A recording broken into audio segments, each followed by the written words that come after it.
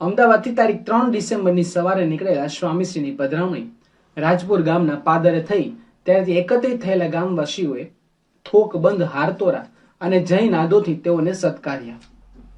નિશાન ડંકા, ઊંટ પર ઢોલ ત્રાંસા, ઘોડેસવારો, બેન્ડવાજા, ભજન મંડળીઓ, પગપાળા હરિભક્તો વગેરેનો સાજ શણગારેલી ટ્રકમાં બિરાજમાન સ્વામીશ્રીની અગુવાની કરી રહેલો.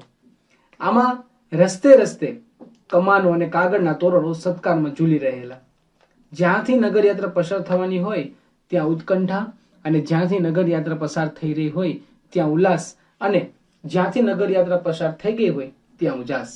આમ ઉત્કંઠા, ઉલ્લાસ અને ઉજાસની ત્રિવેણીમાં આખું ગામ ઝબકોડાઈ રહ્યું. ગામની ગલી ગલી અનુભવમાંથી પસાર થઈ ત્યાં સુધી શોભાયાત્રા ચાલી. અંતે તે યોગીજી મહારાજ સાર્વજનિક સ્કૂલ હાઈસ્કૂલના વિશાળ પ્રાંગણમાં વિરમી. અહીં સ્વામીશ્રીના વરદ હસ્તે વિદ્યા મંદિરનું ઉદ્ઘાટન થયું ત્યારે ઉપસ્થિત મેદનીએ હર્ષનાદથી એ ધન્ય ઘડીને વધાવી લીધી. એ જ નાદની સંગતમાં સ્વામીશ્રીએ યોગીજી મહારાજની વિરાટ પ્રતિમાનું પૂજન પણ કર્યું. આ દબદબા ભર્યા ઉદ્ઘાટન સમારંભ બાદ ત્રિદિવસીય પારાયણનો પ્રારંભ થયો. તેની સાથે સ્વામીશ્રીએ 125 થી વધુ ઘરોને પણ પાવન કર્યા.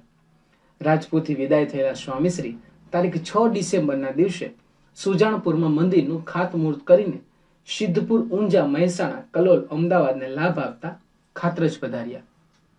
અહીં શ્રીજી મહારાજના પ્રાસાદિક સ્થાન પર ઓટાનું ખાતમુહૂર્ત અને 35 પધરામણીઓ કરી. તેઓ મહેમદાવાદ, ભાલિયાપુર એટલે કે યોગીપુરા, સાંખેજ, સમાદરા થઈને ડુંગરી ટીંબા લાટમાં આવ્યા. અત્રે તારીખ 12 ડિસેમ્બરની સવારે તેઓએ એક હરિભક્તના કુવા કાંઠે 10 થી 12:30 વાગ્યા સુધી રવિ સભા કરી. ગામો ગામ અઠવાડિક સભાના પ્રેરક સ્વામીશ્રી સંખ્યા, સ્થળ, સમય વગેરે પરિબળોથી નિરપેક્ષ રહીને ગુરુનું આ વચન પાળી લેતા. ડુંગરી ટીંબાથી તેઓ માતર, બોચાસણ, અટલાદરા, વાસદને પાવન કરતા તારીખ 14 ડિસેમ્બરની રાત્રે 8 વાગ્યે હાડેવા પહોંચ્યા. દરેક ગામની જેમ અહીં પણ પધરામણીની પરંપરા ચાલી. તે વખતે ઘરોઘર પધરામણી કરતા સ્વામીશ્રીના દીદાર ગામના એક મુસ્લિમ બિરાદરને થતા તેની નિગાહ સ્વામીશ્રીમાં ચોંટી ગઈ. તેના દિલમાં અરવાન જાગ્યા કે આ ફકીરના પાક કદમો મારા દર પર લાવું. તેને સ્વામીશ્રી પાસે અરજ ગુજારી. સ્વામીશ્રી પણ તેનો ભાવ જોઈ એ મુસ્લિમ બિરાદરના ઘેર ગયા. આ પાક ઇન્સાનને તો પધરામણીમાં શું કરવું તેનો કોઈ ખ્યાલ જ નહીં. તેથી સ્વામીશ્રીએ તેને બધું શીખવાડ્યું. તેઓ કહેતા ગયા તે મુસ્લિમ કરતો ગયો. છેલ્લે સ્વામીશ્રી પાસે બંદાએ રહેમ નજરની દુઆ માંગી. તે આપી સ્વામીશ્રી વિદાય થયા ત્યારે બિરાદરની આંખો સ્વામીશ્રીની મહેરથી ભીની થઈને તગતગી રહેલી. હાડેવામાં બપોરે 1 વાગ્યે ઠાકોરજી જમાડી સ્વામીશ્રી વિરોજા, સાયલા, પુનાજ થઈને ત્રાજ પધાર્યા. તેઓએ જે વર્ષે ધર્મધુરા ધારી તે સન 1971ના વર્ષને આથમવાને હવે 16 સવાર ઉગવાની બાકી હતી. પણ આ 16 સવાર સ્વામીશ્રીના સ્વરૂપનો નવો ઉઘાડ આપનારી બની રહી. તારીખ 16 ડિસેમ્બરના રોજ ત્રાજવામાં 27 અને માતરમાં 2 પધરામણીઓ કરીને સોખડા પધેલા સ્વામીશ્રી 17 ડિસેમ્બરના દિવસે ખેડા થઈને સાંજે 6:15 વાગે ડભોઈ પહોંચ્યા. અહીં તારીખ 18 ડિસેમ્બરના રોજ તેઓએ છેલ્લા 3 દિવસથી ચાલતા પારાયણની પૂર્ણાહુતિ કરી. એક જ દિવસમાં 102 પધરામણીઓ દ્વારા આખું ગામ ધમરોળ્યું. તારીખ 19 ડિસેમ્બરના રોજ મલાતજમાં 45 પધરામણીઓ કરીને સંજાયા ગામે પહોંચેલા સ્વામીશ્રી તારીખ 20 ડિસેમ્બરના દિવસે 25 પધરામણીનો લાભ આપી ઉત્તર શંડા પધાર્યા. અત્રે સેંકડોનું સ્વાગત ઝીલીને તેઓ યુવક મંડળની સ્થાપના સાથે તારીખ 21 ડિસેમ્બરના રોજ 98 પધરામણીઓ કરી.